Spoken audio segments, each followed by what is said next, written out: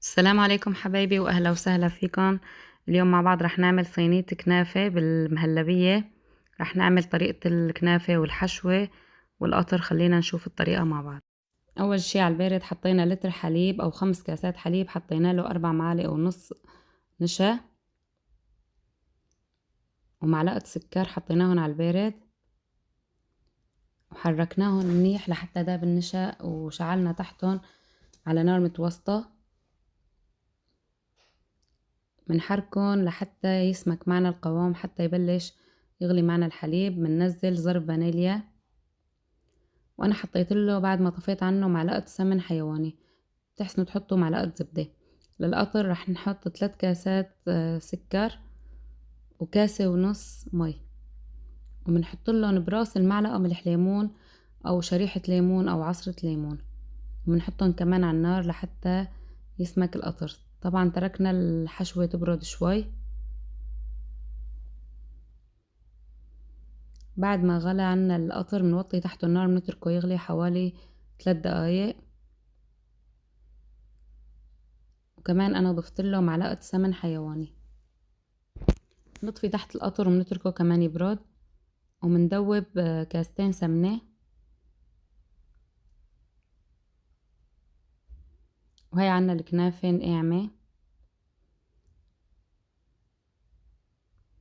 بنكت فوق السمنة، واذا بدكم تحطوا لها ملون انا حطيت لها شوية ملون غذائي، ربع معلقة صغيرة حطيته بمعلقتين مي، دوبته ونزلته فوق الكنافة.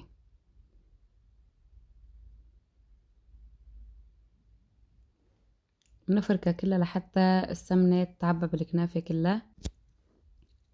مثل ما شايفين الكنافة كلها فيها سمنة. بنجيب معلقة سمنة، انا حطيت لها كمان ملون طعام ذرة صغيرة، وبتحسنوا تحطوا معلقة دبس عنب. ندهن الصينية كلها، بندهن حرافة بالسمنة. طبعا شعلت الفرن من تحت لحتى يحمى شوي. هلا بننزل اكتر من نص كمية الكنافة. طبعا الكنافة عندي 700 غرام، اقل من كيلو، حتى ما تصير الكنافة سميكة والحشوة قليلة. حطيتها وكبستها كتير منيح، ما صورت وقت كبستها. ونزلت الحشوة فوق الكنافة. بنمد الحشوة على الكنافة، وحاولوا ما تجيبوا المهلبية على الأطراف. أطراف الصينية ما لازم يكون وصلان المهلبية، لأني هلا وقت بدنا نحطها بالفرن راح تسيح وتنزل هي أكتر يعني. بننزل الطبقة التانية من الكنافة. أول شي أنا عبيت أطراف الصينية مثل ما شايفين لحتى المهلبية ما تجي على طرف الصينية وتحترق. بنحط كل كمية الكنافة اللي ضلت عنا، والوتش الفوقاني ما بنكبسه كتير مثل التحت. هلا التحت اذا بدكم تكبسوه منيح بتحطوا صينية شوي اصغر، وبتضغطوا عليها بكل قوتكم وبتحسنوا بايديكم. مثل ما شايفين ما بنكبسها كتير مشان الحشوة ما تطلع.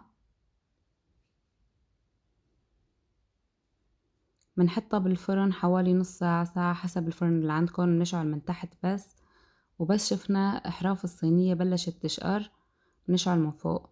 واذا بدكم تقلبوا الصينية بتشعلوها بس من تحت، وبس تحمر اطراف الصينية بتقلبوها بصينية تانية، بترجعوا بتقلبوها وبتعملوا الطرف التاني. انا تركتها ما قلبتها، وهيك طلعتها من الفرن. شغلتها من فوق حوالي 10 دقايق بس. بننزل القطر فوقها،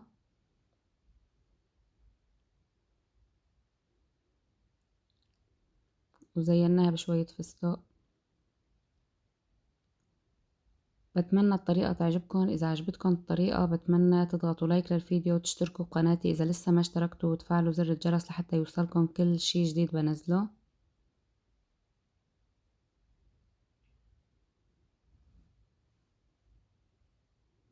رح نطالع قطعة من الكنافة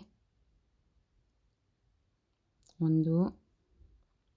طريقة كتير سهلة ومكوناتها موجودة بكل بيت، يعني ما أخدت منا لا وقت ولا أخدت منا مصروف. إن شاء الله تكون الطريقة عجبتكم، وبترككم إن شاء الله بطريقة جديدة وفيديو جديد.